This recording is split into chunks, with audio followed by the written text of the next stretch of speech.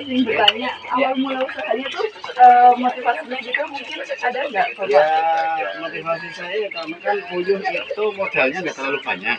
Modalnya nggak banyak, perawatannya mudah, ringan, bersihkannya juga gampang. Kalau dihitung jam kerja sehari paling 2 jam Oh, per 1000 ekor. 1.000 ekor. Ini 1000 ekor katanya. Oh, 1.000 ekor. Terus kalau alasannya selain yang tadi itu, ada nggak alasan kenapa memilih usaha puyuh ini? Ya itu tadi karena modalnya nggak terlalu banyak, keuntungannya lumayan, harga telur stabil, terus harga pakannya juga ya relatif mudah didapat.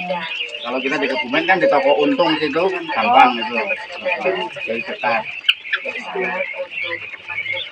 Awal kalau berkenam kira-kira berapa ya, Pak? Kalau untuk per 1000 ekor ya ini kandang kita kan beli, terus ini instalasi peralatan semua ya 25-27 Juta. juta. Oh, lumayan.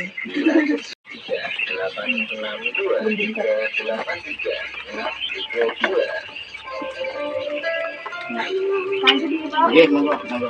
Selama menjalani usaha ini, kira-kira kelebihannya apa nih, Pak? Kelebihannya yang jelas kalau puyuh itu kan relatif mudah dirawat, terus kesehatannya juga relatif stabil. Yang penting selalu bersih. Juga itu tadi keuntungannya ya lumayan lah. Per 1000 ekor itu lumayan. Kalau berukuran kira-kira berapa nih, Pak? Kalau per 1000 ekor untuk harga pakan sekarang memang lagi naik. Terus harga campuran pakan itu katul itu juga lagi mahal. Itu kalau per 1000 ekor ya 2,5 juta ya dapat per bulan. Kira-kira ada kekurangannya nggak, Pak? Kekurangannya ada juga sih, tidak sembarang orang, terutama kalau habis dari tempat-tempat yang kotor, misalkan kandang entok, kandang kambing itu nggak boleh masuk karena itu bawa virus gitu loh. Nah, setelah ini puyuhnya udah dibesarkan, Bapak memasarkannya kemana aja? Saya masakannya dekat di Pasar Wonosari sini, kan cuma 100 meter dari pasar. Kalau per 1000 ekor ini kan rata-rata sehari 10-11 kilo. Jadi ya cukup di pasar sini ada 5 pedagang itu, masing-masing 2 kilo. Itu jadi kita nggak kemana-mana, cuma deket. Sistemnya nitip jual atau Enggak, Bapak kita jual? kontan. Kontan. Kalau telur puyuh dari dulu selalu dibayar cash. Kita nggak berani titip jual, masalahnya pakan pun kita nggak boleh utang gitu. Jadi pemasarannya cuma ayam puyuh yang utuh ya, bukan potong atau gimana? Bukan, ini petelur, kita usul petelur. Ini petelur, kita memanfaatkan telurnya. Yang dijual telur sama ayamnya. Kalau burungnya kan asal masih produksi, biaya pakan sama harga telur itu kita masih ada keuntungan. Ya burungnya belum kita jual karena memang masih produksi. Tapi berarti utamanya telurnya ya. Iya, utamanya ini petelur. Nah, ini kan tadi Bapak bilang kalau Bapak di sini ternak 1000 ekor. Iya. Nah, berarti kan kelihatannya kayak udah jago ternak banget ya. Nah, Bapak ini udah berapa tahun menjalani usaha ini? Kalau yang ini sebenarnya baru 4 bulan ini. Itu kalau yang di depan itu ya sudah hampir 1 tahun. Terus ada lagi saya satu di sana di Bulus Pesantren, tapi agak jauh. Jadi ya sudah 1 tahun lebih lah. Kalau yang ini baru 4 bulan ini. Nah, di Kebumen sendiri kan ini banyak ya Pak yang menjalani usaha ternak puyuh. Iya. Nah, pasti kan berkompetitor satu sama lain. Nah, pasti. cara Bapak atau strategi Bapak untuk bisa nggak kalah saing gitu sama kompetitor yang lain kayak gimana? Kalau sesama peternak saya anggap bukan sebagai kompetitor sebenarnya, tetapi sebagai ya sesama peternak itu mitra. Artinya kadang-kadang kalau lagi telat pakan dari PT, dari pabrik, dari toko itu kita saling support. Saya ada lebih, saya kasih pinjam dulu pakan. Saya kurang, saya juga bisa dipinjami. Terus kalau lagi ada pesanan telur, teman-teman kebetulan kurangan telur, ya bisa ambil dari tempat saya. Dan begitu pula sebaliknya. Jadi boleh dikatakan bukan kompetitor sebenarnya.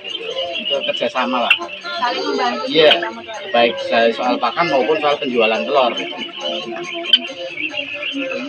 Ya, kalau ngomong-ngomong tentang virus, kira-kira ini di peternakan Bapak pernah ada insiden kena virus apa? Saya tidak pernah karena memang kuncinya itu sebenarnya hanya satu, kebersihan harus selalu dijaga. Tiap hari kotorannya ini harus selalu dikeluarkan, dibuang untuk pupuk ya. Terus juga ini memang harus dijaga jauh dari lokasi unggas yang lain.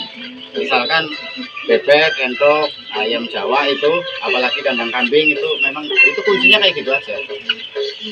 Pernah ada yang kena itu daerah Kebumen Kota malah karena lokasi kandangnya 5 meter bersebelahan dengan kandang entok gitu loh. Jadi itu kena virus, Mbak. Kalau ini alhamdulillah itu enggak pernah. Kalau boleh tahu buat virus yang biasanya menyerang puyuh apa aja, Pak? Ya kalau namanya saya nggak paham ya karena saya bukan orang biologi, tapi kalau di mentok, di bebek itu sebenarnya kan juga dia ada virusnya. Cuma karena mereka unggas-unggas tersebut itu daya tahannya terhadap virus itu relatif kuat, sehingga kelihatannya baik-baik saja. Tapi kalau virus mereka itu mendekat ke puyuh daya tahannya itu tidak sekuat unggas lain gitu loh. Jadi akhirnya puyuhnya yang kena gitu loh. Itu begitu. Dan namanya saya nggak paham. Untuk perawatan puyuhnya ini mulai dari pengalaman sampai pembesaran itu gimana Pak prosesnya? Kalau untuk dari mulai penetasan itu hari pertama itu sampai hari ke-28. Nah saya kebetulan belinya itu yang usia sudah 28 hari Mbak. Iya, jadi saya nggak menetaskan sendiri, nggak merawat dari TOI, dari bayinya si puyuh gitu. Jadi datang ke kandang itu sudah usia 3 minggu minimal. Kalau saya malah 4 minggu ini, dengan maksud supaya dirawat di sini nggak terlalu lama sudah ini menghasilkan telur, jadi praktis. Kalau merawat dari penetasan kan kita cukup lama untuk sampai bisa bertelur gitu. Kira-kira ini ayam puyuhnya bertelur setiap berapa bulan atau berapa minggu sekali Pak? Kalau bertelur itu per ekor sehari sekali. Oh, sehari sekali. Iya, jadi ini 1000 ya 940 butir Per hari. per hari. Atau sekitar 10 sampai 11 kilo Dan itu nanti didistribusikan ke pasar setiap hari. setiap hari, ya setiap hari. Karena kalau sehari 10 kilo kita sampai berhenti 3 hari saja kan berarti sudah 30 kilo. Itu nanti kita susah untuk jualnya repot. Jadi tiap hari memang kita drop ke pasar-pasar. Jadi keuntungan yang Bapak dapat itu tiap hari ya, bukan tiap bulan. Iya sebenarnya tiap hari, hanya dalam perhitungan pencatatan sederhana di buku itu saya ngitungnya per bulan. Kalau benar untuk memberitahu keuntungannya per bulan berapa ya Pak?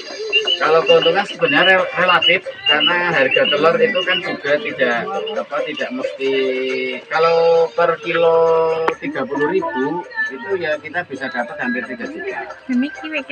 Tapi sekarang per kilo lagi 25.000. Jadi per 1.000 ekor ini paling banter ya antara 2 sampai 2,5 juta per bulan keuntungan. Ya keuntungan antara 2 sampai 2,5 juta per bulan per 1.000 ekor. Terus saran kepada kami jika akan mulai usaha ini gimana Pak? Apanya? Saran? Saran ya. Ya kalau usaha seperti ini harus telaten itu kotoran harus selalu dibersihkan tiap hari. Ini kan mudah cuma ditarik aja ini kotorannya. Terus pakan nggak boleh telat. Ini penghisap. Ini pakan kan mengandung amoniak ya. Ini kita hisap pakai blower itu sana. Jadi kondisi suhu di sini selalu terjaga stabil. Gitu. Terus kendala dan cara mengatasi selama menjalankan usaha ini apa? Kalau kendalanya sebenarnya paling kita kalau lagi kelangkaan pakan atau kalau lagi harga pakan sekarang ini mahal, itu memang jadi kendala. Karena kalau kita nggak campuri pakan alternatif, kita yang mestinya dapat untung 2,5 juta itu menjadi paling-paling ya hanya 1 juta itu keuntungannya. Itu kendalanya seperti itu. Satu, yang kedua kendalanya tidak boleh sembarang orang masuk, terutama kalau harus dari tempat yang ternak lain, misalkan ternak broiler, ternak bebek, itu nggak boleh masuk sini sebelum mandi dulu. Takutnya virus itu kan rawan. Kiranya sudah cukup, itu saja pertanyaan yang bisa saya ajukan. Sebenarnya mohon maaf kalau ada pertanyaan yang kurang berkenan. Iya, nggak apa-apa. Ya udah.